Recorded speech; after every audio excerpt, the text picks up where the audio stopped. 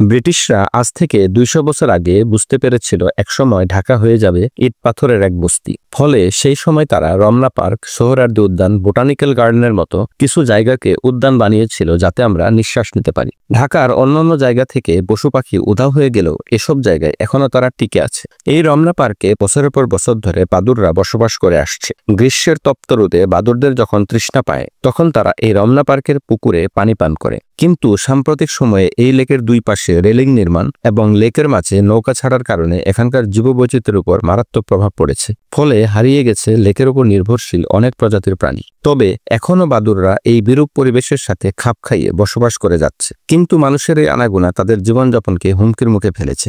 তাই যে কোনো প্রকল্প নেওয়ার আগে সেখানে পশু পাখিদের উপর কি ধরনের প্রভাব পড়তে পারে সেটা নিয়ে বিস্তর গবেষণা হওয়া উচিত। কারণ পৃথিবীটা শুধু মানুষের না।